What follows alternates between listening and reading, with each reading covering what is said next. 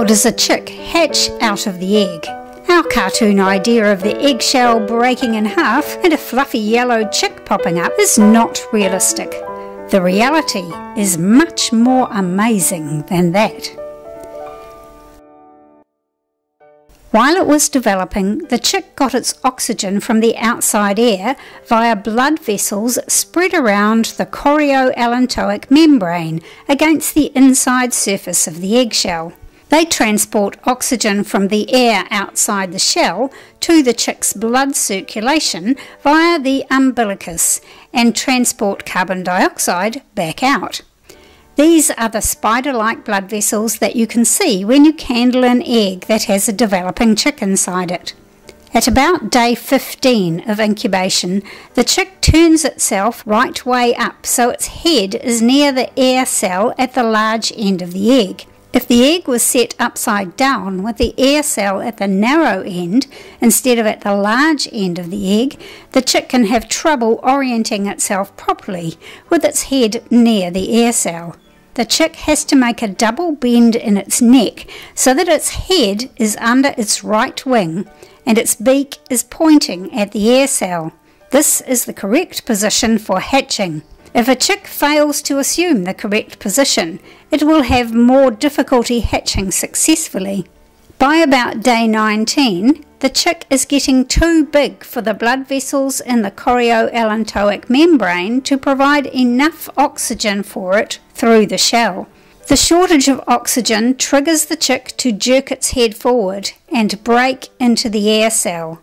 This is called internal pipping. Now the chick can breathe the air in the air cell. Its lungs begin to function to carry some oxygen from the air cell to its body, but the blood vessels of the chorioallantoic membrane are still an important part of its respiration. Since it can now breathe air, it can also make sounds, and it might make little peeping sounds from inside the shell. If the egg is being incubated by a broody hen, the hen can hear these sounds and stays close to the eggs. She no longer moves off the nest and turns the eggs. If the eggs are being incubated in an incubator, this is the time that turning is stopped. It seems like nothing is happening, but be patient. The chick inside the shell is working hard to develop its lungs and continue maturing its body. This stage lasts for about 12 hours. At about day 20, the oxygen inside the air cell is beginning to run out. The chick needs to break the shell and get more air. But we know that the shell is very strong and the chick is tiny. How can it possibly break its way out? The chick has two special features that help. Firstly, although the chick's beak is not very strong, in the last few days before hatching, it has grown a special horny projection at the end of its upper beak. This is called an egg tooth. Although it's not really made of tooth enamel, it's made of keratinized calcium. At hatching time, this egg tooth is very sharp and hard. If you don't think you've ever seen a chicken with an egg tooth, that's because it falls off a few days after the chick hatches. The chick taps its egg tooth repeatedly against the inside of the shell. It has a special muscle at the back of its neck that it uses to do this. It's called musculus complexus, or the hatching muscle. This muscle is highly developed at the time of hatching, but it shrinks after hatching. And there's one more thing in the chick's favour, the eggshell itself. An eggshell is made mostly of calcite, which is the crystalline form of calcium carbonate. When the egg is laid, the shell is about 1/3 of a millimetre thick. But during the 21 days of incubation, as the chick has grown, it has incorporated some of that calcium into the bones of its own skeleton. So by hatching time, the shell is just a little bit less robust than it was. Eventually, after thousands of taps against the inside surface of the shell with its egg tooth, the chick breaks a hole in the shell. This is called external pipping. Now that there's a hole right through the shell to the outside, the chick can breathe the outside air. It's done a lot of work to get to this stage, so it stops and rests for a few hours. But it's still doing a lot more than you realise. The chick's lungs are getting used to doing the breathing, instead of relying on the blood vessels in the chorioallantoic membrane. The blood from these blood vessels returns to the chick, and the blood vessels shrink and shrivel up. It is absolutely essential that you don't interfere before these blood vessels have dried up, or the chick will bleed. Usually the chick makes occasional cheeping sounds, which keeps the attention of the broody hen. The sounds the chick is making also encourages the chicks inside the other eggs around it to keep working on their hatching. And as the chick's abdominal muscles contract, it is drawing the yolk sac into its body. Let's talk about that yolk sac. When the egg was forming inside the hen, she formed the egg yolk, and then the white around it and the shell around that. If the egg is fertile, the germinal disc developed on the surface of the egg yolk, attached to the yolk membrane. The yolk is a very rich source of nutrients.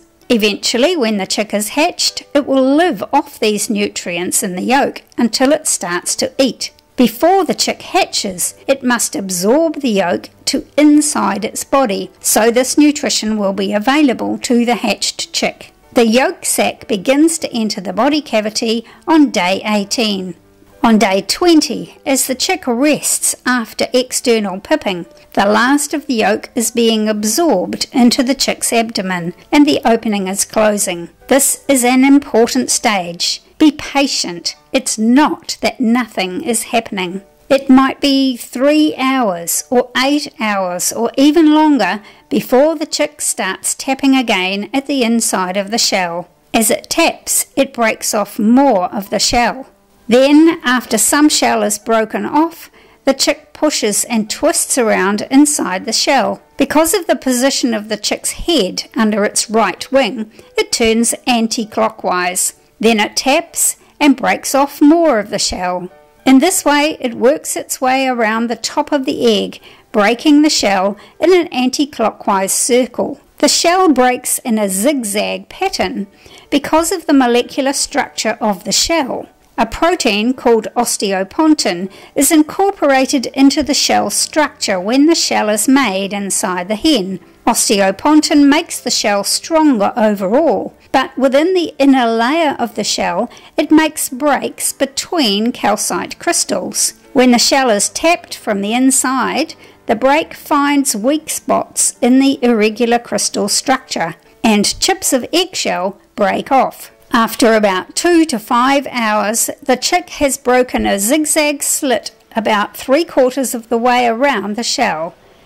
Now the chick starts pushing on the broken shell, lifting the top away from the other end of the shell and breaking the shell the rest of the way around. Eventually, the shell breaks completely apart. Often the chick seems to rest. Again, it is working on maturing its body for life outside the shell. The blood vessels in the membrane continue to shrivel up. The last of the yolk sac is absorbed and its entry point into the chick's abdomen closes over. The hatching muscle on the back of the chick's neck is bulging with the effort of the last few hours. The chick is recovering its strength. Eventually, the chick pushes itself right out of the shell by unrolling and heaving itself around. Again, it rests from the effort.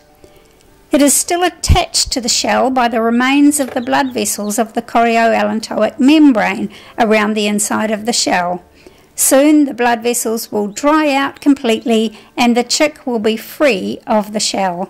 Its feather down is wet and cooling, so it's vitally important to keep the chick warm. From the time the chick made its first pip to hatching out of the egg, averages 12 to 18 hours of enormous effort. Amazingly soon, the chick starts to move around, get its legs under it, and stand up. Unlike baby songbirds, chickens are precocial, which means the chicks are hatched with a covering of feather down and they can stand, walk and feed themselves within a few hours of hatching. But it's been an amazing feat for such a tiny creature. I hope you've enjoyed this video and now appreciate the sheer strength and determination of those baby chicks.